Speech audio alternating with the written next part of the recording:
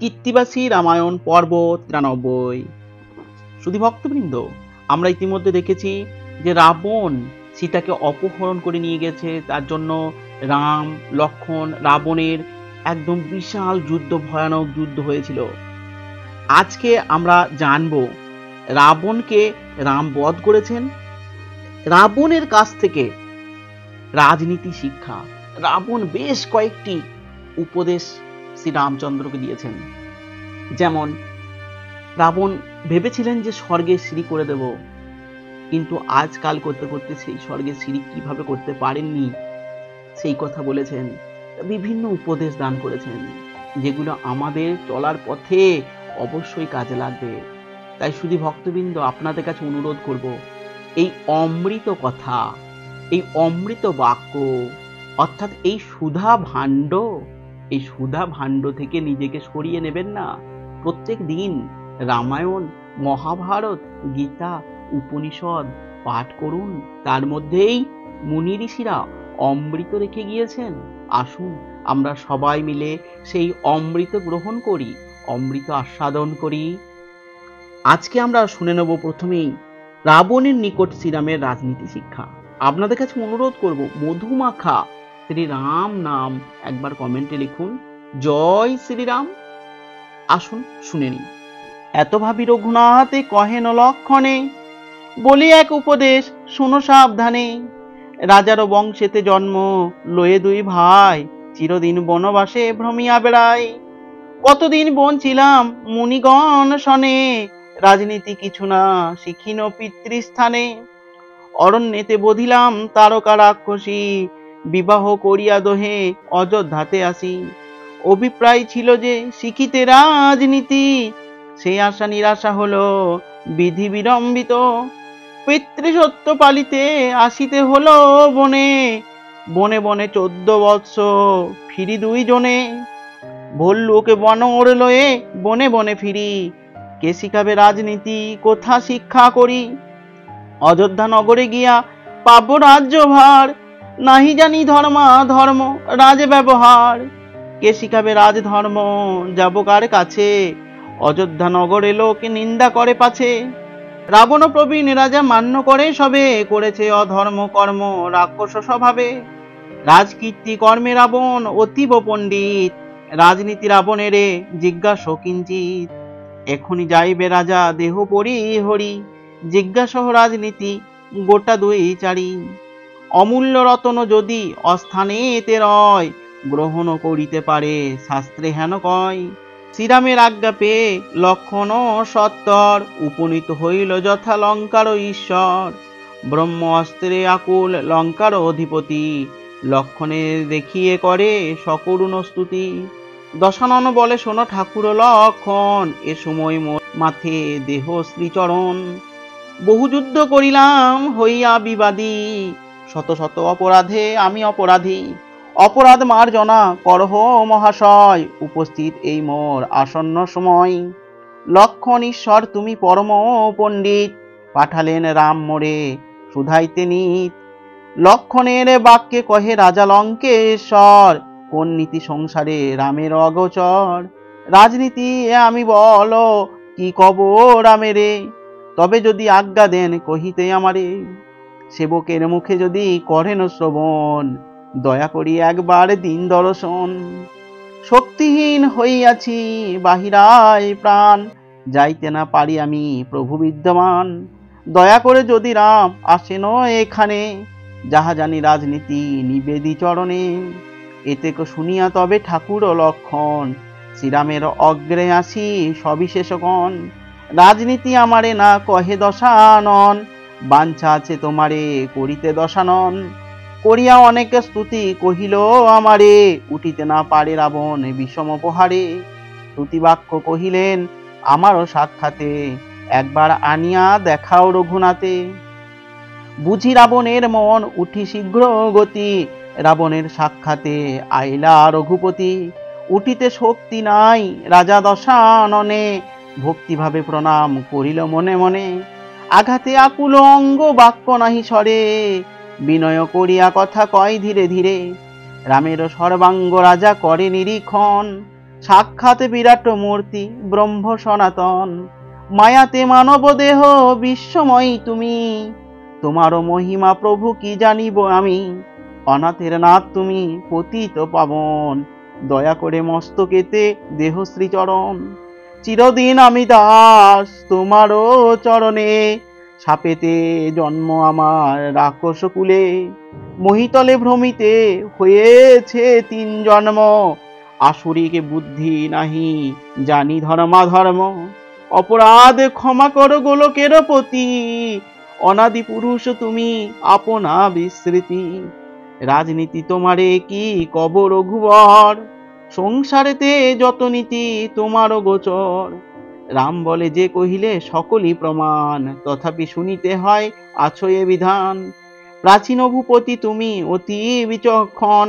বাহু বলে জিনেছ সকল ত্রিভুবন, ধর্মাধর্ম রাজধর্ম তোমাতে বিদিত, তব মুখে কিঞ্চিত শুনিব রাজনীত, দশানন বলে মম সংশয় জীবন, কহিতে বদনে নাহি নিঃস্বরে বচন, যতক্ষণ বাঁচি প্রাণে আছি সচেতন, কহিব কিঞ্চিত নীতি করহ শ্রবণ, করিতে উত্তম কর্ম বাঞ্ছা যবে হবে, আলস্য ত্যাজিয়া তাহা তখনই করিবে, অলসে রাখিলে কি কর্ম পুনঃ হওয়া ভার, কহি শোন রঘুনাথ প্রমাণ তাহার, একদিন আসি আমি স্বর্গপুর হইতে, যমপুরী দিষ্ট হইল থাকি নিজ রথে, শূন্য হইতে দেখিলাম যমেরও ভবন, 3 দ্বারে নানা স্থানে আছে সাধুজন, দেখিলাম দক্ষিণেতে পাতকীর থানা, দিবা কিবা রাত্রি কিছু নাহি যাই জানা,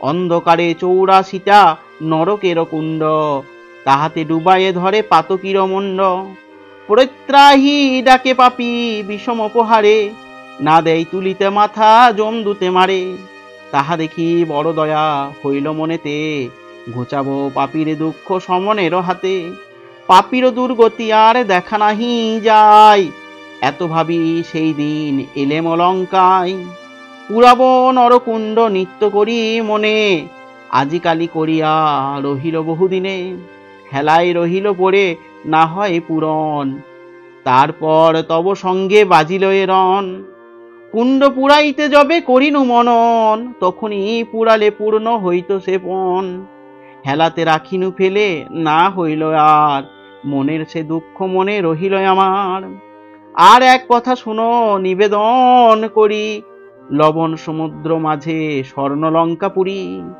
একদিন মনেতে হইল এক কথা, 7টি সমুদ্র সৃষ্টি করেছেন ধাতা, দধি দুগ্ধ ঘৃত আদি সমুদ্র থাকিতে, কেন আছি লবণ সমুদ্র সলিলেতে, স্বর্গমত্ত পাতাল আমার করতল, সিঞ্চিয়া ফেলিব লবণ সমুদ্রের জল, ক্ষীরদ সমুদ্র এনে রাখিব এখানে, এই কথা চিরদিন আছে মোর মনে, যখন মনে তো হয় মনে করি করি, অন্য কর্মে থাকি সিন্ধু সিঞ্চিতে পাশরি, এই রূপে হেলাতে অনেক দিন গেল, তদনন্তরে তব সঙ্গে সংগ্রাম বাজিল, সমুদ্র সিঞ্চন না হইল আর, মনের সে দুঃখ মনে রহিল আমার, অতএব এই কথা শোনো রঘুমণি, মনে হলে শুভ কর্ম করিবে তখনই, হেলায় রাখিলে কোনো কার্য নাহি হয়, আর এক কথা কহি শোনো মহাশয়, নাগ নর ভূচর খেচর আদি সর্ব, ভূত প্রেত পিশাচাদি আছো এ গন্ধর্ব, ব্রহ্মার সৃষ্টিতে আছে জীবগণ যত, যাইতে অমরপুরে সকলে বাঞ্ছিত, সকলের শক্তি নহে যাইতে সেথায়, কেহ কেহ দৈব শক্তি অনুসারে যায়, দৈব শক্তিহীন যে বা আছে পৃথিবীতে, স্বর্গপুরে যাইতে না পারে কদাচিতে, মনে মনে সাধ করে যাইতে অমরে, দৈব শক্তিহীন তারা যাইতে না পারে, দেখি দুঃখ তাহাদের ভাবিনু অন্তরে, কিরূপে যাইতে যেবে পারে স্বর্গপুরে, অনায়াসে যাইতে পারে সব দেব লোকে, নির্মাব স্বর্গের পদ বিশ্বকর্মে রেখে, করিব এমন পদ সবে যেন ওঠে, পৃথিবী অবধি স্বর্গে করে দিব পৈঠে, থাকিবে অপূর্ব কীর্তি সংসারে পৌরুষ, ত্রিভুবনে সবে মোর ঘুষিবে কে যশ, তখনই করিতাম যদি হইল যবে মনে, কোন কালে এ কার্য সিদ্ধি হইত এতদিনে, হেলায় রাখিয়ে হইল বহুদিন গত, তারপর তব সঙ্গে যুদ্ধ উপস্থিত। অতএব শুভকর্ম শীঘ্র করা ভালো, হেলায় রাখিয়া যে বাসনা বৃথা হলো। শ্রীরাম বলেন, শোনো লঙ্কা অধিপতি, শুভকর্ম শীঘ্র করা এই যে যুক্তি। সুকৃতি কর্মের কথা কহিলে বিস্তর, পাপ কর্ম পক্ষে কিছু কহ আর বার। পাপ কর্ম হেলা করে রাখা যে জন্যেতে, বলহ তাহার নীতি আমারও সাক্ষাতে। শীঘ্র কইলে পাপ কর্ম কি হবে দুর্গতি, বিস্তার করিয়া কহ সেই রাজনীতি। দশানন বলে তাহা কহিতে বিস্তর, কত আর বিস্তারিয়ে কব রঘুবর। পাপ কর্ম অনেক করেছি চিরদিন, কহিতে না পারি তনু পোহারেতে ক্ষীণ। আছে অনেক কথা আমারও মনেতে, কত কব রঘুনাথ তোমারও সাক্ষাতে। এক কথা কহিরাম দেখো বিদ্যমান, শূর্পণখার লক্ষণ কাটিল নাক কান। সেই এসে উপদেশ কহিল আমারে, তাহার বুদ্ধিতে আমি সীতা আনি হরে। শূর্পণখা কান দিলে চরণেতে ধরে, মনে হইল সীতারে হরিয়া আনিবারে। একবার ভাবিলাম আপন মনেতে, আজি নহে কালী সীতা আনিব পশ্চাতে। আবার এই বিচারে করি দেখিলাম ভেবে, হেলায় রাখিলে পাছে আনা নাহি হবে। অতএব শীঘ্র গতি হবে আনি সীতে, সর্বনাশ হইল আমার সীতার জন্যেতে। 1,00,000 পুত্র মোর সত্ত্বা লক্ষ নাতি, আপনি মরিলাম শেষে লঙ্কা অধিপতি। যদি সীতা আনিতাম ভেবে চিনতে মনে, তবে কেন সব অংশে মরিব তব বাণে। হেলাতে না হরি সীতা রাখিতাম ফেলে, তবে মোর সংহার না হইত কোনো কালে। যাহা জানি কহিলাম কিছু নীতি কথা, কহিতে কহিতে জিহ্বায় আইল জড়তা। শ্রীচরণ দৃষ্টি করি প্রাণ ত্যাগে কইল, জয় শব্দ হেন কালে সুরপুরে হইল। এবার শুনবো বিভীষণের রোদনের কথা।